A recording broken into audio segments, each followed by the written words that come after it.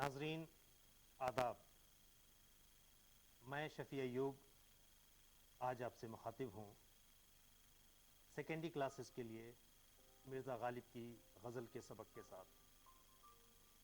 NIOS کی اس کوشش کو ہمیشہ سراہا گیا ہے کہ جب ہم بہت برے دور سے گزر رہے تھے، جب ساری دنیا میں ایک خوف اور ہراس کا ماحول تھا، ایسے وقت میں ہماری حکومت نے، ہماری وزارت تعلیم نے اور NIOS نے مسلسل یہ کوشش کی ہے کہ ہمارے طالب علم کسی بھی مقام پہ اپنی پڑھائی سے محروم نہ ہونے سے، ان کوششوں کو سلام کرنے کی ضرورت ہے۔ اسی کوشش کے تحت NIOS کے اس پروگرام میں آج کا ہمارا موضوع ہے مرزا غالب کی غزل، سیکنڈری کلاسز کے لیے، یوں تمام ناظرین کے لیے۔ خواتین و حضرات، مرزا غالب کی غزل کے موضوع پہ ہماری یہ جو گفتگو ہے، اس کے 4 حصے ہیں۔ ہم مرزا غالب کے بارے میں بات کریں گے، یہ جاننے کی کوشش کریں گے مرزا غالب کون ہے، مرزا غالب کا کیا مقام و مرتبہ ہے اردو شاعری میں اور ہندوستان کی شاعری میں، مرزا غالب کا کیا مقام ہے، کیوں مرزا غالب کو آج بھی ہم یاد کرتے ہیں، کل بھی یاد کرتے تھے، اور کیوں مرزا غالب ہماری زندگی کا ایک اٹوٹ حصہ بنے ہوئے ہیں۔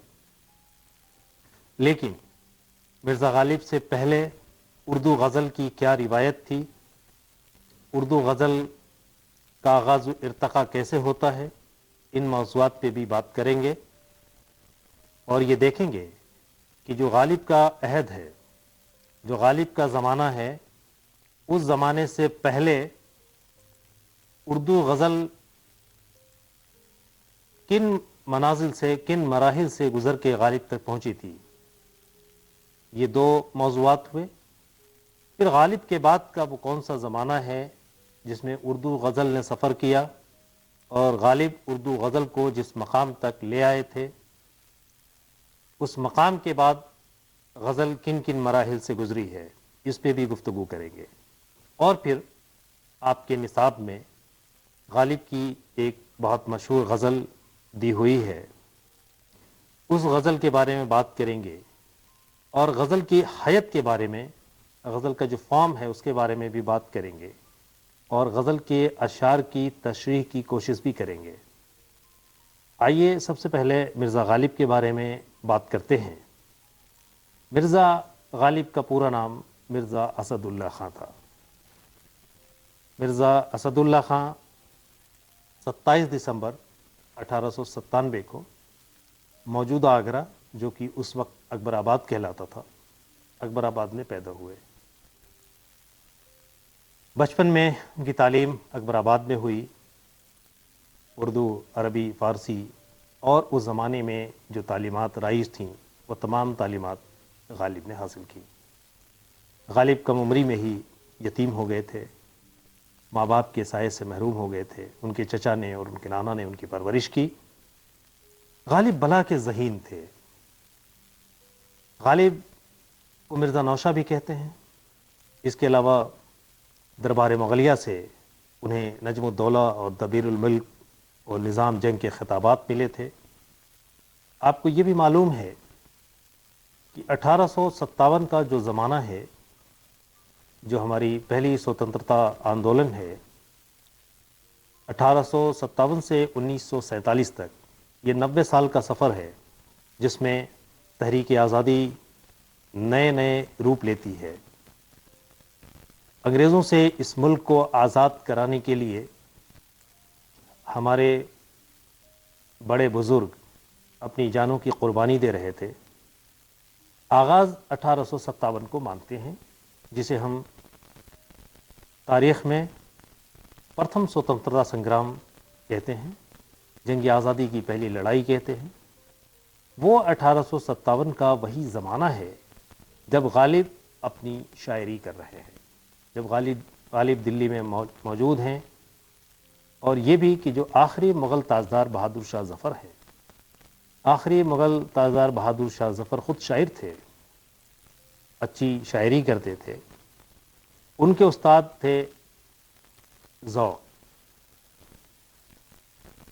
ذوق کے انتقال کے بعد کچھ زمانے تک مرزا غالب بھی بہادر شاہ ظفر کے استاد رہے، اور کسی بھی زمانے میں بادشاہ کا استاد ہونا اپنے آپ میں خود ایک بڑی بات تھی۔ یہ الگ بات ہے کہ غالب ہماری تمام شاعری کی جو روایت ہے اس میں ایک اتنا بڑا نام ہے، غالب اتنا عظیم شاعر ہے کہ نہ صرف اردو میں بلکہ تمام ہندوستانی زبانوں کی شاعری کا جب ہم مطالعہ کرتے ہیں اس میں غالب کا نام سر فہرست ہوتا ہے۔ ہندوستان کی تمام دیگر زبانوں کے جو بڑے شاعر اور ادیب اور آلوچک اور نقاد ہوئے ہیں، انہوں نے اعتراف کیا ہے کہ غالب نہ صرف اپنے زمانے کا بلکہ اب تک کی شاعری کی تاریخ کا بڑا شاعر ہے، عظیم شاعر ہے۔ ظاہر سی بات ہے کہ مرزا غالب کی یہ جو عظمت ہے، یہ عظمت انہوں نے اپنے لیے حاصل کی تھی۔ غالب کی زندگی بہت پریشانیوں سے گزری، مصائب سے گزری۔ غالب آزاد خیال تھے، غالب کسی فرقے کے خلاف، کسی مذہب کے خلاف، کسی شخص کے خلاف کوئی بات ایسی کرنے کے قائل نہیں تھے جس سے اس مذہب کے ماننے والوں کو یا اس فرقے کو یا اس طبقے کو کوئی تکلیف پہنچے۔ آزادہ روی ان کا منصب تھا، غالب آزاد خیال تھے، انسانیت ان کا مذہب تھا۔ سب سے زیادہ بار بار اس بات کو کہتے ہیں کہ یہ جو دھرتی پہ اس زمین بستے ہیں، ان انسانوں کے جو مصائب ہیں، ان کی جو پریشانیاں ہیں، ان کی زندگی ساتھ رونما ہو رہے ہیں، وہی غالب کے مشاہدے میں آتے ہیں اور ان کو غالب غزل کے سانچے میں ڈھالتے ہیں۔ مرزا اسد اللہ خان غالب کی زندگی کا بیشتر حصہ دلی میں گزرا۔ دلی میں گلی قاسم جان بلی ماران میں وہ رہتے تھے، بادشاہ کے استاد رہے کچھ زمانے تک، اور دلی میں ہی ان کی وفات ہوئی۔ 1869 میں 15 فروری کو غالب اس دنیا سے رخصت ہوئے، اور لوہارو کی قبرستان میں جو کہ بستی حضرت نظام الدین نئی دلی میں ہے، وہاں وہ دفن کیے گئے۔ مرزا غالب بلا کے ذہین تھے۔ غالب نے نہ صرف شاعری کی بلکہ انہوں نے نثر بھی لکھا۔ انہوں نے عود ہندی جیسی کتاب لکھی۔ غالب کے جو خطوط ہے، چاہے وہ میر مہدی مجروح کو لکھے گئے ہوں یا وہ خطوط ہرگوپال تفتہ کو لکھے گئے ہوں یا وہ خط علاء الدین خان کو لکھے گئے ہوں، وہ خط لکھنے میں ماہر تھے، اور اتنے خطوط لکھے ہیں کہ 4 والیوم میں، 4 جلدوں میں ان کے خطوط شائع ہوئے۔ غالب اپنے خطوط میں جن باتوں کی طرف ذکر کرتے ہیں وہ بھی اہمیت کی حامل ہیں۔ غالب اپنے خط میں بدلتے ہوئے زمانے کی بات کرتے ہیں۔ اب آپ عزیز طالب علموں ذرا غور کیجئے، آج سے 10 سال پہلے، آج سے 20 سال پہلے جو آپ کے بڑے تھے وہ اپنی تعلیم کے لیے جب تک کہ اپنے کلاس روم میں نہیں جاتے تھے، جب تک اپنے اسکول نہیں پہنچتے تھے، اس وقت تک ان کی تعلیم کا سلسلہ منقطع ہوتا تھا۔ لیکن ہماری جدید ٹیکنالوجی نے، نئی ٹیکنالوجی نے اس بات کو نہ صرف یہ کہ ممکن بنایا بلکہ آپ کے لیے اور ہمارے لیے آسان بنایا کہ ہم یہاں ہزاروں کوس دور بیٹھے ہوئے آپ سے محو گفتگو ہیں، آپ سے بات کر رہے ہیں۔ خود NIOS کے اس پلیٹ فارم سے نہ صرف اردو سبجیکٹ میں بلکہ تمام سبجیکٹ کے لیے آپ کو بھرپور مواد، آپ کو بھرپور میٹیریل آپ کے گھر تک، آپ کی سماعتوں تک پہنچایا جا رہا ہے۔ یہ ممکن ہو سکا ہے جدید ٹیکنالوجی کے حوالے سے کہ ہمیں زمانے کے ساتھ چلنا ہوتا ہے، ہمیں زمانے کا ساتھ دینا ہوتا ہے۔ غالب کے بارے میں یہ بات بالکل بجا ہے کہ غالب اپنے زمانے میں جو تغیرات ہو رہی تھی، جو تبدیلیاں ہو رہی تھیں ان تبدیلیوں کا ساتھ دیتے تھے۔ غالب کبھی پیچھے مڑ کے دیکھنے والے لوگوں میں نہیں تھے۔ غالب نے کہا کہ ہمیں اپنے ماضی سے سیکھنا ہے، جو پاسٹ ہے آپ کا ہمارا، اس سے ہمیں سبق حاصل کرنا ہے، لیکن ہماری نظر اپنے مستقبل پہ ہونی چاہیے۔ ہمارا جو فیوچر ہے، ہمارا جو بھاوشیہ ہے، اس پہ ہماری نظر ہونی چاہیے۔ آپ ذرا تصور کیجئے 1797 میں پیدا ہونے والا شخص غالب 1850 کے آس پاس ان تغیرات کو حیرت بھری نظر سے بھی دیکھتے ہیں، زمانے کو دیکھنے کی ترغیب بھی دیتے ہیں، اور یہ بھی کہتے ہیں کہ ہمیں بدلتے ہوئے زمانے کے ساتھ چلنا ہوگا۔ یہی بات ہمیں اپنی زندگی میں بھی شامل کرنا ہے۔ غالب نے خطوط جو لکھے ان میں مراسلے کو مکالمہ بنا دیا، ایسے خطوط لکھے جیسے سامنے بیٹھے ہوئے باتیں کر رہے ہیں۔ انہوں نے ایک نیا اسلوب ایجاد کیا۔ اسی طرح انہوں نے جو شاعری کی ہے، شاعری میں نہ صرف غالب غزل کہتے تھے، بلکہ غالب نے مرثیہ، مثنوی، قصیدہ، رباعی، جتنی اصناف ہوتی ہیں شاعری کی، ان تمام اصناف میں طبع آزمائی کی لکھا۔ دراصل جب کوئی بڑا شاعر کسی ایک ہی حیت میں شاعری کی جو اصناف ہیں ان میں کسی ایک ہی صنف میں اگر طبع آزمائی کرتا ہے تو اسے استاد شاعر نہیں مانا جاتا تھا۔ ہمیشہ یہ بات کہی گئی کہ جو استاد شاعر ہوگا، جو بڑا شاعر ہوگا، وہ تمام شعری اصناف میں اپنی بات کہنے پہ قدرت رکھے گا اور وہ باتیں کہہ سکے گا۔ غالب نے تمام شعری اصناف میں گفتگو کی ہے، تمام شعری اصناف میں طبع آزمائی کی ہے۔ اس کے علاوہ انہوں نے نثر میں بھی بہت کچھ لکھا ہے۔ یہاں یہ بات اور بھی سمجھنے کی ہے کہ غالب نہ صرف اردو کے بڑے شاعر تھے، بلکہ وہ اپنی فارسی دانی پہ انہیں بہت ناز تھا۔ ہندوستان میں ایسی فارسی زبان پہ عبور رکھنے والا، فارسی زبان پہ ایسی قدرت رکھنے والا کہ اہل ایران بھی رشک کرتے تھے، اور غالب کو خود یہ بات معلوم تھی کہ وہ جس درجے کے فارسی زبان کے شاعر ہیں اور فارسی زبان جانتے ہیں، اہل ایران ان پہ رشک کرتے ہیں۔ خود اپنی اردو شاعری کو اپنے زمانے میں غالب نے کئی زاویوں سے یہ کہنے کی کوشش کی کہ یہ جو ہماری اردو شاعری ہے یہ تو بس ذرا منہ کا ذائقہ بدلنے کے لیے ہے۔ اگر ہمارا اصل رنگ دیکھنا ہو تو ہماری فارسی شاعری میں دیکھیے، فارسی بھی تاببینی نقش ہائے رنگ رنگ، فارسی بھی تاببینی نقش ہائے رنگ رنگ، بگذر از مجموعہ بردو کی بے رنگ منست۔ یہ جو ہمارا اردو کا مجموعہ ہے یہ یوں ہی بے رنگ سا ہے، منہ کا ذائقہ بدلنے کے لیے لکھا گیا ہے۔ اگر ہماری شاعری کا اصل رنگ دیکھنا ہو تو ہمارا مجموعہ فارسی کلام دیکھیے۔ لیکن یہ بھی سچ ہے کہ غالب کی جو عظمت ہے، غالب کا جو گریٹنس ہے، غالب جو آج زندہ ہیں، غالب کے بارے میں جو ہم گفتگو کرتے ہیں، وہ غالب کا اردو کلام ہے، جس کو وہ ہندی کلام کہتے تھے، ہندوی کلام کہتے تھے۔ یعنی جو غالب جس زبان میں شاعری کر رہے تھے وہ بزبان ہندی کہتے تھے۔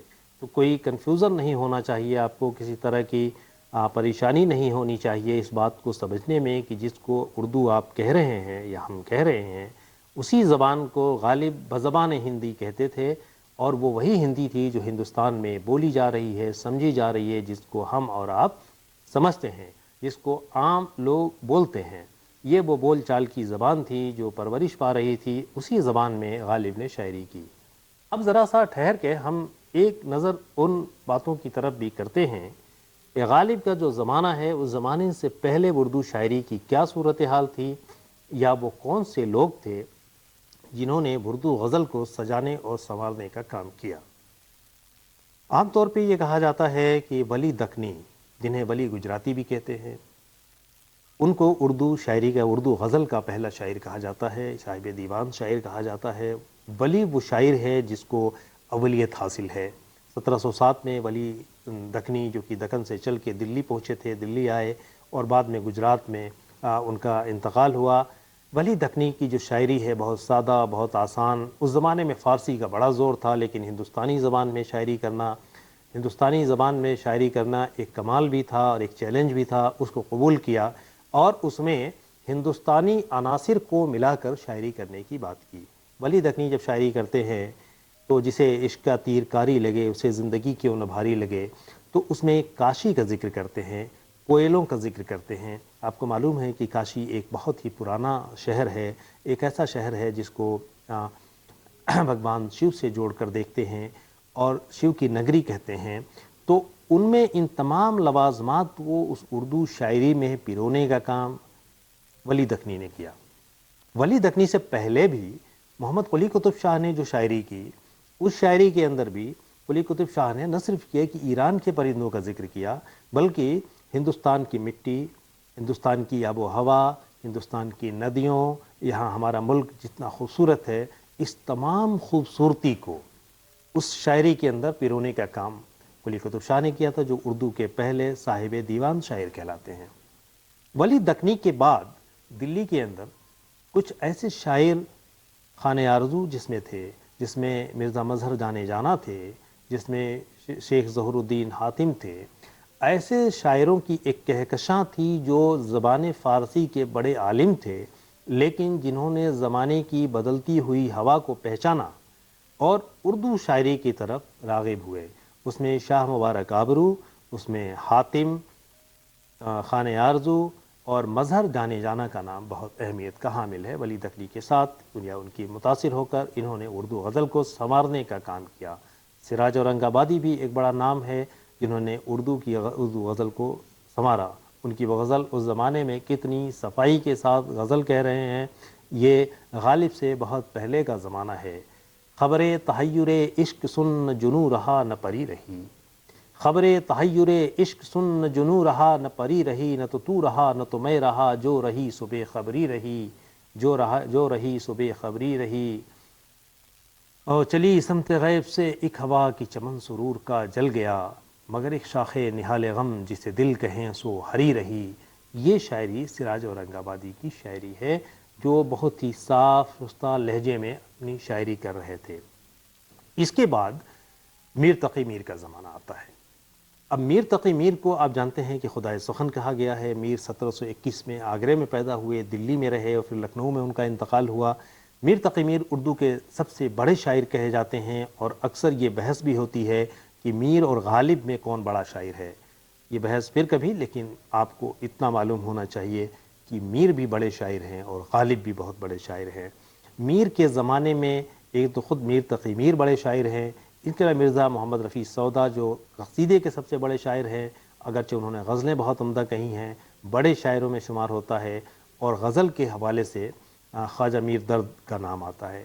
ان کے علاوہ میر سوز بھی اس زمانے میں ہیں جو اتنی اچھی صاف ستھری شاعری کے لیے جانے اور پہچانے جاتے تھے.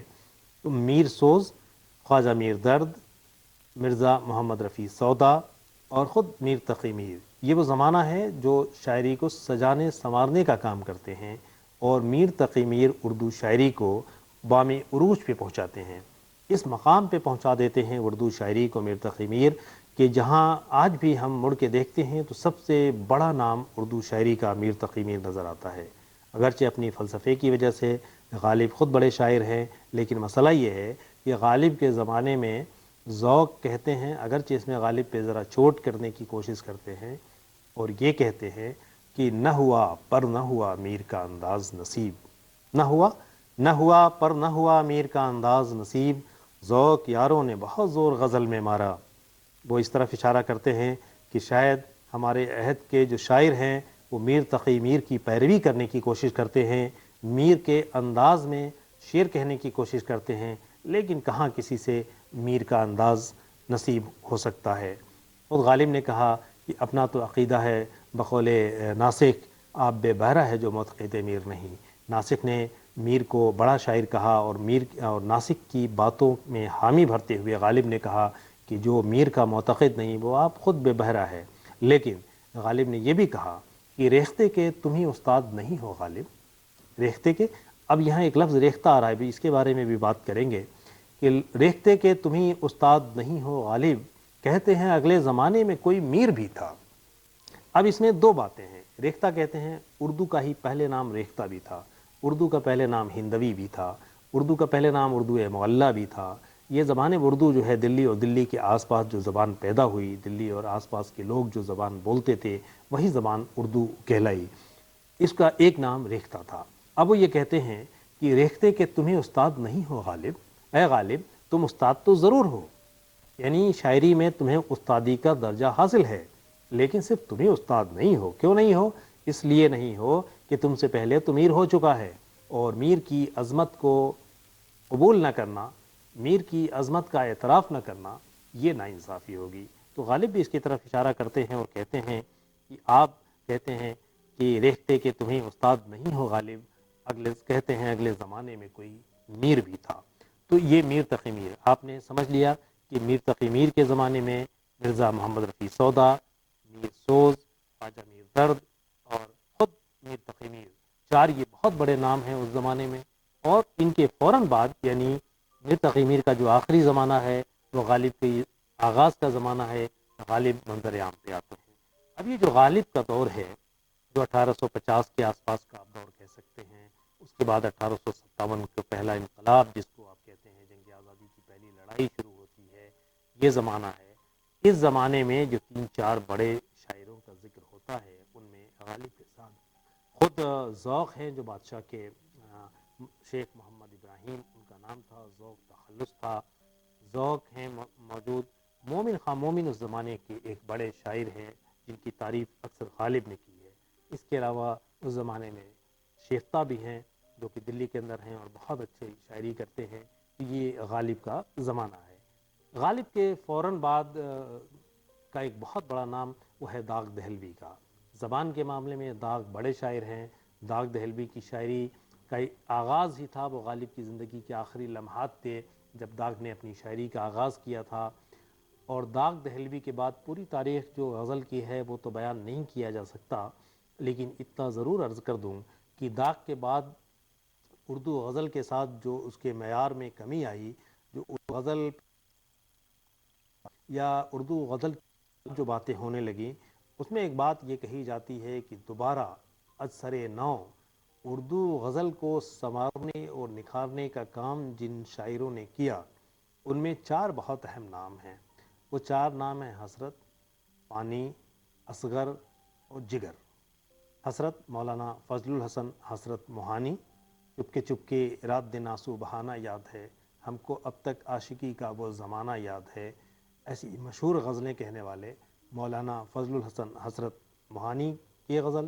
اس کے علاوہ پانی بدایونی، اصغر گونڈوی اور جگر مراد آبادی، یہ وہ چار بڑے شاعر ہیں جنہوں نے اردو غزل کو دوبارہ از سر نو سماج کے اندر اور پڑھنے والوں کے درمیان، اپنے قارئین کے درمیان عزت اور وقار دینے کا کام کیا۔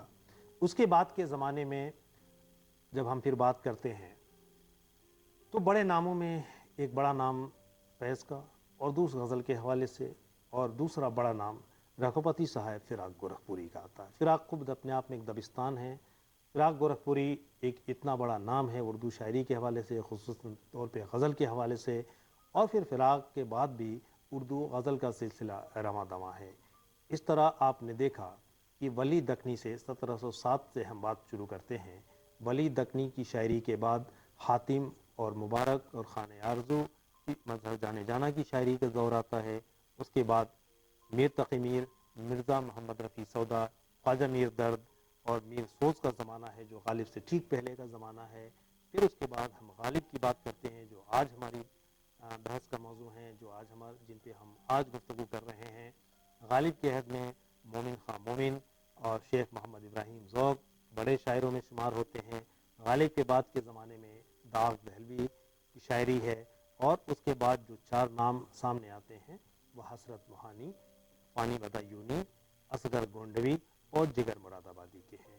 ان کے بعد کے زمانے میں غزل کے حوالے سے بڑے ناموں میں ہم نے فراق گورکھپوری، رگھوپتی صاحب فراق گورکھپوری کا نام لیا، اور اس طرح سے ہم نے ایک پورا سفر غزل کا طے کیا۔